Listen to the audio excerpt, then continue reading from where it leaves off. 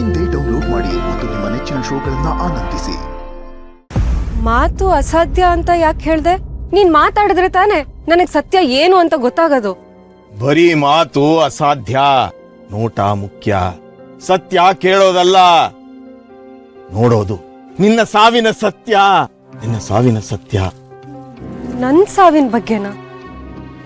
ಏನ್ ಹೇಳ್ತಿದ್ಯಾ? ನನ್ ಸಾವಿನ ಬಗ್ಗೆ ನನಗ್ ಗೊತ್ತಲ್ಲ. ಯಾಕೆ ಹೀಗ್ ನಗ್ತಾ ಇದ್ಯಾ? ನಾನ್ ಹೇಗ್ ಸತ್ತೆ, ನನ್ನ ಯಾರ್ ಸಾಯಿಸಿದ್ರು ಅಂತ ನನಗ್ ಗೊತ್ತು. ಮೂರ್ಖತನದ ಪರಮಾವಧಿ. ಅಂದ್ರೆ ನನ್ ಸಾವಿನ ಬಗ್ಗೆ ನಾನ್ ಅನ್ಕೊಂಡಿರೋ ಸತ್ಯನೇ ಭ್ರಮೆ ಅಂತ ಹೇಳ್ತಾ ಇದ್ಯಾ? ಅದೇಗ್ ಸಾಧ್ಯಪ್ಪ? ಅದೇ ಸತ್ಯ. ಆದ್ರೆ ನಾನ್ ಅದನ್ನ ನಂಬೇಕು ಅಂದ್ರೆ ಸತ್ಯ ಏನು ಅಂತ ನೀನ್ ನನಗ್ ಹೇಳ್ಬೇಕಲ್ವಾಪ. ಸತ್ಯನ ಕೇಳೋದಲ್ಲ, ನೋಡ್ಬೇಕು ಅಂತ ಹೇಳ್ತಾ ಇದ್ಯಾ. ಅದ್ ಯಾವಾಗ್ಲೂ ನಡೆದಿದ್ ಘಟನೆನ ನಾನ್ ಈಗ ಹೋಗಿ ಹೇಗ್ ನೋಡ್ಲಿ? ಸಾಧ್ಯ. ಭೂತಕಾಲ ಪ್ರವೇಶ ಅಗತ್ಯ, ನಿನ್ನ ಸಾವಿನ ದಿನ ಪ್ರವೇಶ ಅಗತ್ಯ.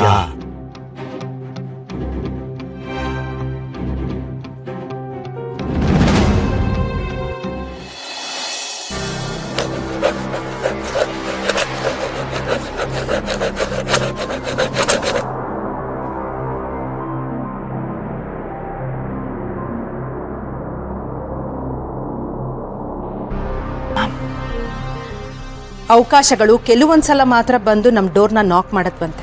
ಆಗ ಸಿಕ್ಕಿರೋ ಆ ಅವಕಾಶನ ನಾವು ಸರಿಯಾಗಿ ಉಪಯೋಗಿಸ್ಕೊಳ್ದೆ ಹೋದ್ರೆ ಹೀಗೆ ಆಗೋದು.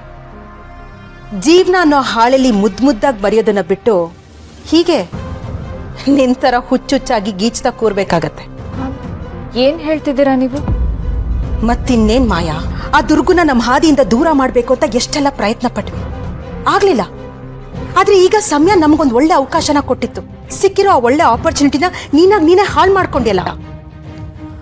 ಅದು ಹಾಗಲ್ಲ ಮ್ಯಾಮ್. ನಾನು ಇಷ್ಟೆಲ್ಲ ಮಾಡಿದ್ದು ಶರತ್ಗೋಸ್ಕರ. ದುರ್ಗನ್ ಏನಾದ್ರೂ ಪರ್ಮನೆಂಟ್ ಆಗಿ ಜೈಲಿಗೆ ಕಳ್ಸಿದಿದ್ರೆ ಶರತ್ ನನ್ನ ಕಂಪ್ಲೀಟ್ ಆಗಿ ಹೇಟ್ ಮಾಡ್ತಿದ್ರು. ಅದನ್ನ ನನ್ನ ಕೈಯಲ್ಲಿ ಸಹಿಸ್ಕೊಳ್ಳೋದಕ್ಕಾಗಲ್ಲ. ಆಗಲ್ಲ ಬಿಡು, ಈ ಜನ್ಮದಲ್ಲಿ ನೀನಂತೂ ಬದಲಾಗೋದಿಲ್ಲ. ಛೇ, ಮೊದ್ಲು ಓವರ್ ಸ್ಮಾರ್ಟ್ ಆಗಿ ಥಿಂಕ್ ಮಾಡೋದನ್ನ ಬಿಡು ಮಾಯಾ. ನಮ್ ದಾರಿಗೆ ಅಡ್ಡ ಆಗಿರೋದು ಆ ದುರ್ಗ. ಮೊದ್ಲು ನಮ್ ಹಾದಿಯಿಂದ ಮುಳ್ಳನ್ನ ಕಿತ್ ಹಾಕಿದ್ರೆ ಆಮೇಲೆ ನಮ್ಗೇನ್ ಬೇಕೋ ಅದನ್ನೆಲ್ಲ ನಾವು ಪಡ್ಕೋಬಹುದಲ್ವಾ ಮಾಯಾ? ಈಗ ಏನಾಯ್ತು? ಏನಾಯ್ತು? ಶರತ್ ದುರ್ಗನ ಬಿಟ್ಬಿಟ್ನಾ? ಅಥವಾ ನೀನು ದುರ್ಗನ್ ಪರ ಮಾತಾಡಿ ಅವಳನ್ನ ರಿಲೀಸ್ ಮಾಡದೆ ಅನ್ನೋ ಕಾರಣಕ್ಕೆ ನಿನ್ನ ಕೊಂಡಾಡದ್ನಾ? ಏನಾಯ್ತು ಮಾಯಾ? ಅದೇ ನಂಗೂ ಅರ್ಥ ಆಗ್ತಿಲ್ಲಮ್ಮ. ದುರ್ಗನ ಪ್ರೊಟೆಕ್ಟ್ ಮಾಡಿದ್ರೆ ಶರತ್ ದೃಷ್ಟಿಯಲ್ಲಿ ನಾನು ಒಳ್ಳೆಯವಳಾಗಿ ಕಾಣಿಸ್ತೀನಿ ಅಂತ ಮಾಡ್ದೆ. ಅದೇ ಹೇಳ್ತಾ ಇರೋದು, ಮೊದ್ಲು ಈ ತರ ಓವರ್ ಸ್ಮಾರ್ಟ್ ಆಗಿ ಥಿಂಕ್ ಮಾಡೋದನ್ನ ಮೊದ್ಲು ಬಿಡು. ಇವಾಗ ಏನ್ ಮಾಡೋದು ಮ್ಯಾಮ್? ಶರತ್ ನೋಡಿದ್ರೆ ದುರ್ಗನ್ ಪರವಾಗಿ ನಾನ್ ಇರ್ತೀನಿ ಅಂತ ಅವಳು ಕೈ ಹಿಡ್ಕೊಂಡು ಹೇಳ್ಕೊಂಡು ಹೋಗ್ತಿದ್ದೆ ನೋಡಿದ್ರೆ ನನ್ಗೆ ತುಂಬಾ ಟೆನ್ಷನ್ ಆಗ್ತಿತ್ತು. ನನ್ ಕಣ್ಣು ಮುಚ್ಚಿದ್ರು ಅದೇ ನೆನಪಾಗ್ತದೆ. ಎಸ್ ಮಾಯಾ, ನನ್ನಿಂದನೂ ಅದನ್ನ ಸಹಿಸೋದಕ್ಕಾಗ್ತಲ್ಲ. ಇತ್ತೀಚೆಗಂತೂ ಆ ಶರತ್ತು ದುರ್ಗ ಅವಶ್ಯಕತೆಗಿಂತ ಹೆಚ್ಚಾಗಿ ಹತ್ರ ಆಗ್ತಿದ್ದಾರೆ. ಇವಾಗ ಏನ್ ಮಾಡೋದು ಮ್ಯಾಮ್? ಹೇಳ್ತೀನಿ. ನಾನ್ ಹೇಳ್ದಾಗೆ ನೀನ್ ಮಾಡಿದ್ರೆ ಆ ದುರ್ಗನ್ಗೆ ಸರಿಯಾಗಿ ಪಾಠ ಕಲಿಸ್ಬೋದು. ಖಂಡಿತ, ನೀವೇನ್ ಹೇಳಿದ್ರು ನಾನು ಮಾಡ್ತೀನಿ.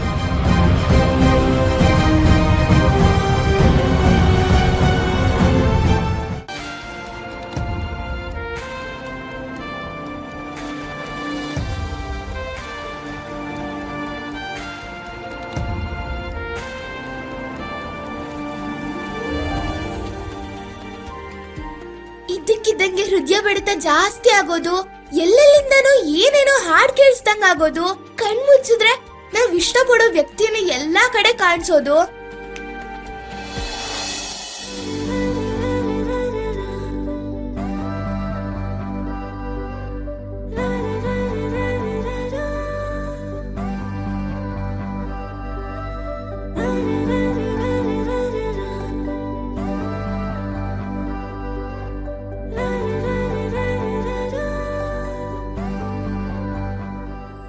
Thanks boss.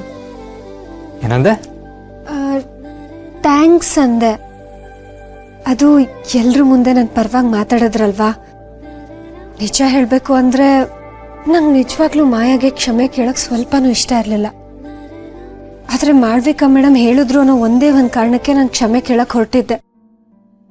ಆದರೆ ನಾನು ಕ್ಷಮೆ ಕೇಳಿ ನನಗೆ ಮುಜುಗರ ಆಗದೆ ಇರೋ ಹಾಗೆ ಮಾಡಿದ್ರಲ್ಲ.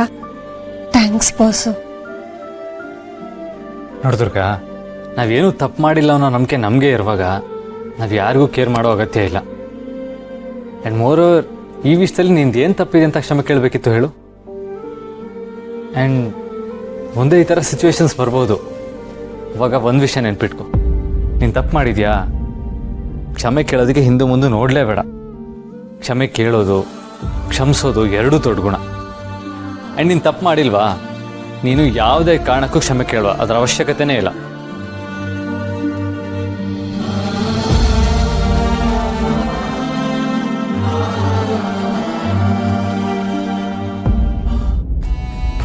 ಕ್ಷಮಿಸೋದು ದೊಡ್ಡ ಗುಣ, ಆದರೆ ಒದ್ದೆ ಟವೆಲ್ನ ಬೆಡ್ ಮೇಲೆ ಹಾಕಿದರೆ ನಾನು ಯಾವುದೇ ಕಾರಣಕ್ಕೂ ಕ್ಷಮಿಸಲ್ಲ.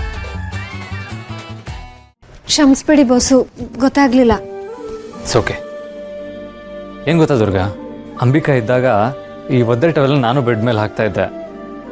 ಅವಳು ತುಂಬ ನೀಟು. ನಾನು ಈ ಥರ ಮಾಡಿದಾಗೆಲ್ಲ ನೀವು ಹಿಂಗೆ ಮಾಡ್ತಾ ಇದ್ರೆ ನನ್ನ ಮನೆಯಿಂದ ಆಚೆ ಹೋಗ್ತೀನಿ ಅಂತ ಹೆದರಿಸ್ತಾ ಇದ್ಲು.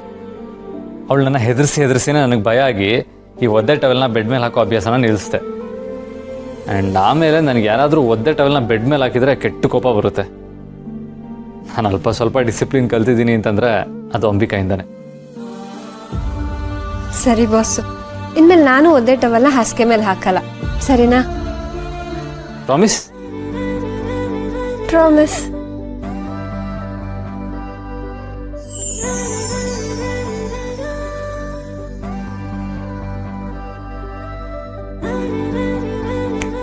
Hello Durga, are you okay?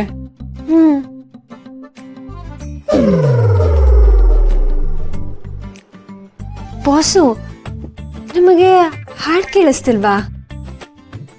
ಹಾಡ? ನೆನ್ನೆ ಜೈಲಲ್ಲಿ ಆ ಹುಡುಗ ಹಾಡು ಹೇಳ್ತಿದ್ನಲ್ಲ, ಅದು ನೆನಪಾಗ್ತಾ ಇರ್ಬೇಕು ನಿನಗೆ. ಹಾಡಂತೆ ಹಾಡು, ಒಳ್ಳೆ ಭ್ರಮೆ. ಹೌದಾ? ಆದ್ರೆ ನನಗ್ಯಾಕೆ ಹಾಡು ಕೇಳಿಸ್ತಿದೆ?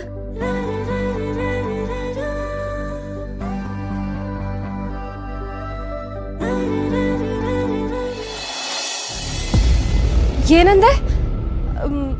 ನಾನು ತೀರ್ಕೊಂಡಿದ್ದ ದಿನಕ್ಕೆ ವಾಪಸ್ ಹೋಗ್ಬೇಕು ಅಂತ ಹೇಳ್ತಾ ಇದ್ಯಾ? ಅಲ್ಲ, ಅದು ಹೇಗ್ ಸಾಧ್ಯ?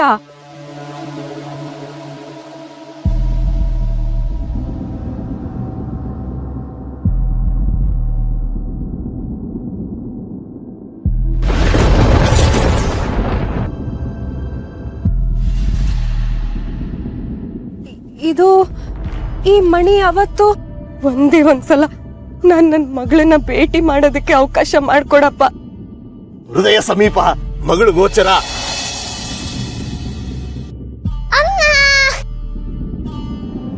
ಈ